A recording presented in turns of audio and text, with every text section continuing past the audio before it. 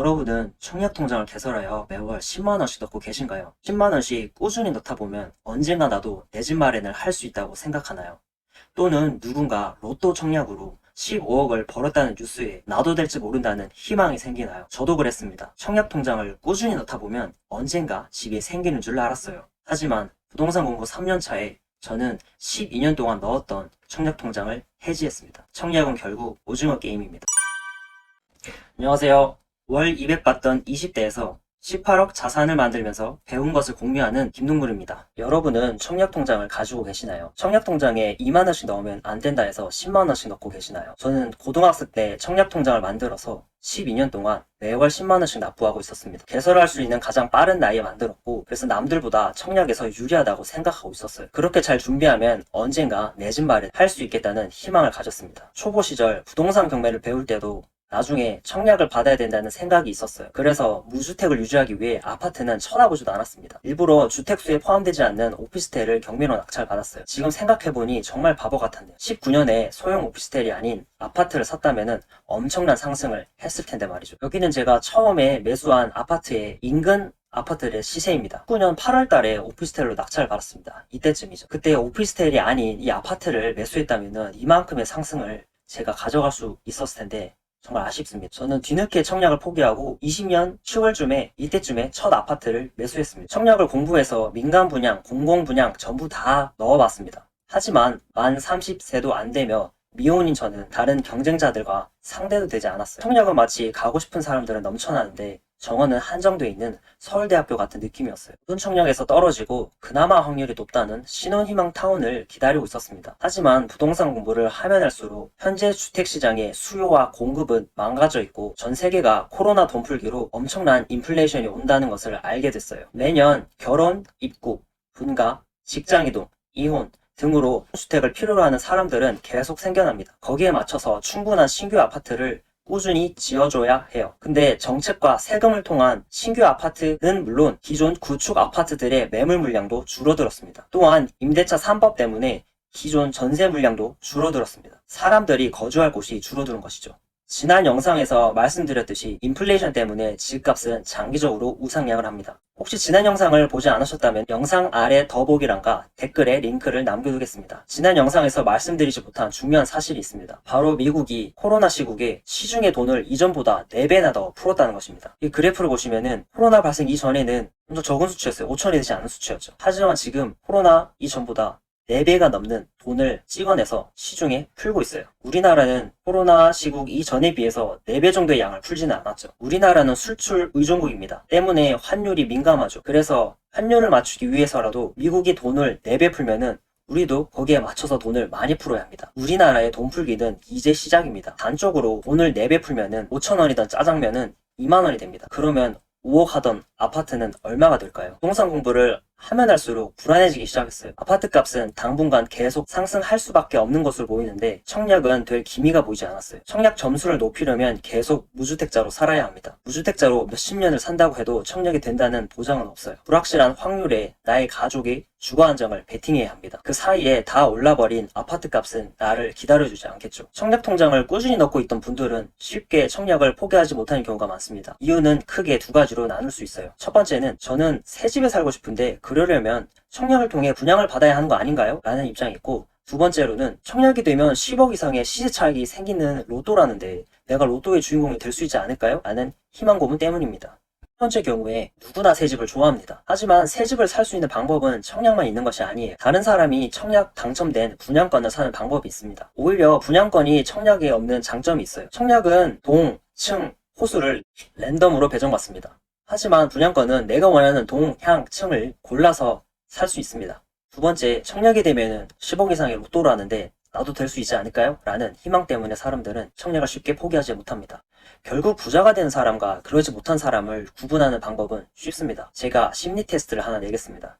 꽃길과 가시밭길 중 여러분은 어떤 길을 가고 싶으신가요? 다르게 질문을 한번 해보겠습니다. 두 길 중 어떤 길이 돈을 벌 수 있는 길일까요? 꽃길은 누구나 가고 싶어 합니다. 그래서 사람들이 많이 몰리고 경쟁을 하기 때문에 먹을 떡이 없습니다. 혹시나 수익이 보장이 되는 곳이라면 소수만 살아남고 다수는 탈락합니다. 오징어 게임이죠. 반면에 가시밭길은 소수의 사람들만 가기 때문에 길 끝에는 기회가 많습니다. 지금과 같은 상승기에는 로또라는 청약은 경쟁률이 수백 대 1을 넘습니다. 청약 점수를 올리기 위해 15년 이상 무주택자로 살아야 해요. 즉 45살이 넘을 때까지 계속 무주택을 유지해야 된다는 거죠. 당첨될지 모른다는 희망 고문 때문에 집값이 올라가는 것을 지켜보고만 있어야 해요. 설사 40대 50대까지 무주택자를 유지하여 정말 운 좋게도 로또 청약이 당첨이 됐다 해도 현재 15억 이상 아파트는 대출이 나오지 않기 때문에 내 돈을 현금으로 10억 이상 가지고 있어야 합니다. 그래서 10억 이상 시세 차익을 얻는 청약 당첨자들은 사실 금수저 자식들이 많습니다. 그들은 어릴 때부터 전략적으로 무주택을 유지하는 사람들이에요. 여러분 혹시 그거 아시나요? 롯데 시그네일을 매입하여 자가로 거주하고 있어도 공부상 오피스텔이기 때문에 청약 시에는 무주택자인 것을 아시나요? 이렇게 로또 청약은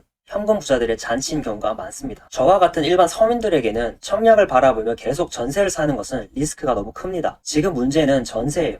무주택자로 전세를 산다는 것은 나의 가족이 살 집을 파도치는 바닷가 위에 짓는 것과 같습니다. 집을 사서 들어가 살면은 집값이 오르던 내리던 나는 처음 구매했던 그 고정가에 살게 됩니다. 하지만 전세를 살면은 출렁이는 파도처럼 전세 가격은 계속 변합니다. 거주하는 동안 계속 불안한 주거 환경에서 살아야 하는 것이죠. 내년 7월이면은 임대차 3법을 통한 계약갱신 청구권이 끝나는 분들이 쏟아져 나올 겁니다. 22년 중순부터 엄청난 전세가 폭등이 한 번 더 올 것으로 보여요. 지금 큰 파도가 오고 있습니다. 제가 말씀드리고 싶은 것은 지금 당장 청약을 포기하고 통장을 해지하라는 말이 아닙니다. 청약 통장에 10만 원씩 넣고 있다는 안도감으로 청약만 기다리고 있기에는 너무 위험하다는 겁니다. 우리는 청약만 바라볼 것이 아니라 부동산 및 주택시장을 공부하여 내 집 마련의 방법을 다각화해야 합니다. 앞서 말씀드렸듯이 쉬운 길 끝에는 먹을 떡이 없습니다. 청약통장을 개설하고 10만 원을 넣는 것은 누구나 다 하고 있어요. 과연 그 정도 노력으로 내가 살고 싶은 곳에 내 집 마련을 할 수 있을까요? 열심히 기다려서 청약이 된다고 해도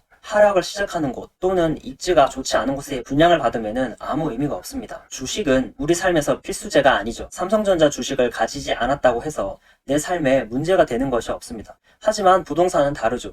내가 지하철역에서 노숙을 할 것이 아니라면 자가, 전세, 월세 중 어떤 형태로든 머리를 대고 잠잘 수 있는 집이 필요해요. 그래서 우리는 부동산 공부를 필수로 해야 합니다. 여러분은 언젠가 내 집 마련을 하게 될 것이고 따라서 당연히 부동산 공부를 할 수밖에 없습니다. 사람들은 돈을 모아서 집을 사야 한다고 합니다. 하지만 우리가 모두 살고 싶어하는 직장에 가까운 살기 좋은 아파트는 20억, 30억씩 합니다. 그러면 사람들은 말하죠. 저런 비싼 집을 어떻게 돈 모아서 사? 미친 집값이야. 라고 말이죠. 근데 말이에요. 가격에는 감정이 없습니다. 가격은 수요와 공급, 통화량 등 여러 변수가 합쳐져서 나온 결과일 뿐이에요. 가격에는 옳고 그름이 없습니다. 자본주의의 비밀은 여기에 있습니다. 10억짜리 집을 구매하는 사람은 30억을 모아서 사는 사람이 아닙니다. 25억까지 오른 원래 집을 팔고 본인이 열심히 번 돈 5억을 보태서 사는 것이죠. 그 사람이 판 25억짜리 집을 사는 사람은 기존의 집이 22억으로 올라서 그 집을 팔고 3억을 보태서 사는 것입니다. 이런 식으로 내려오다 보면은 2억짜리 집을 사는 사람은 1억 5천만 원으로 오른 본인의 집을 팔고 자기 돈 5천만 원을 보태서 사는 겁니다. 즉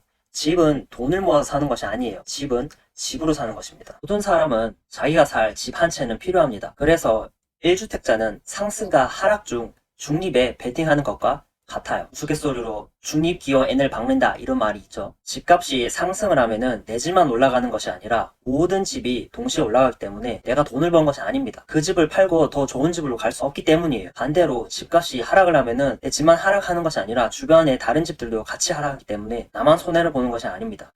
이해를 돕기 위해서 컴퓨터로 제가 예시를 들어볼게요. 전 세계 컴퓨터 공장에서 생산을 줄여서 컴퓨터 값이 폭등을 했다고 합시다. 그러면은 우리 집에 있는 컴퓨터 한 대가 중고로 비싼 가격에 팔 수 있어요. 그렇다고 내가 돈을 번 것일까요? 아닙니다. 내 컴퓨터를 비싼 가격에 팔았다고 해도 결국 우리는 집에 컴퓨터 한 대씩은 필요합니다. 그래서 어차피 다시 비싼 가격의 컴퓨터를 사야 돼요. 즉 컴퓨터를 한 대를 소유하고 있는 것은 가격의 상승과 하락 중 중립에 위치하고 있는 것과 같은 거예요.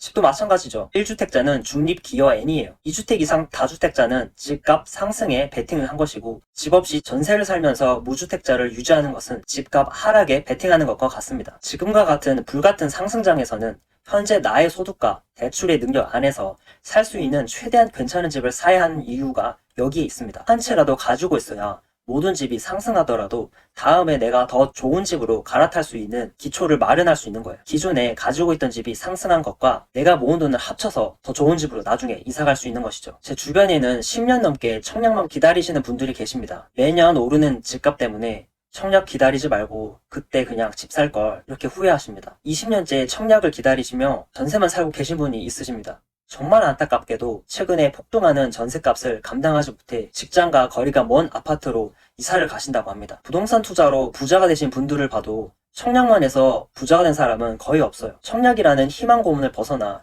발빠르게 공부하고 투자하신 분들이 부동산으로 큰 돈을 벌었습니다. 저는 경제적 자유를 얻고 싶어서 만 2년 8개월 동안 단 하루도 빠지지 않고 부동산 공부를 했습니다. 희박한 확률에 나의 미래를 거는 청약은 답이 없다는 걸 깨달았어요. 부동산 시장의 흐름을 보는 법을 공부했고 구축을 일반 매매로 사기로 결심했습니다. 12년 동안 넣었던 청약을 해지했고 그 돈을 보태서 아파트를 사기 시작했어요. 마지막에 산 아파트는 올해 4월에 매수하였는데 현재 벌써 8천만 원이 상승했습니다. 계속 청약을 기다리고 있다가 몇 년 뒤에 모든 청약에 떨어지고 나서 세상을 한탄하는 것보다 훨씬 나은 선택이라고 생각합니다. 결론입니다. 우리는 죽을 때까지 부동산 없이는 살 수가 없어요. 모든 인간은 어쩔 수 없이 주택시장 참여자로 살아야 합니다. 그렇기 때문에 아파트 값이 왜 오르고 내리는지, 이번 정책은 아파트의 수요와 공급에 어떤 영향을 주는지, 지금처럼 전 세계가 돈을 찍어내면 집값은 어떻게 되는지 등 부동산에 관심을 가져야 합니다. 세상에 공짜는 없습니다. 그 누구도 내 인생을 대신 살아주지 않아요. 내 가족의 주거 안정과 더 나은 삶을 위한 자산 증식을 위해 내가 직접 움직여야 합니다. 상승론자나 하락론자들이 하는 말을 있는 그대로 믿지 말고 본인 스스로 판단할 수 있는 기준을 만들어야 합니다. 부동산에 관한 이야기가 남의 이야기라고 생각하지 말고 미래에 내 집 마련을 위해 지금부터 미리 공부를 해봅시다. 부동산 공부가 막막하신 분들을 위해 기초적인 내용들을 왕초보도 이해할 수 있게 제 채널에서 쉽게 알려드리겠습니다. 다음 영상에서는 전세를 끼고 내 집 마련하는 법, 갭투자하는 법에 대해서 말씀드리려고 합니다. 혹시 오늘 영상이 도움이 되셨다면 구독과 좋아요 한 번씩 부탁드리겠습니다. 여러분의 응원은 영상을 지속적으로 만드는데 정말 큰 힘이 됩니다. 지금까지 긴 영상 봐주셔서 감사합니다. 여러분의 자유와 행복을 진심으로 응원하는 김동물이었습니다.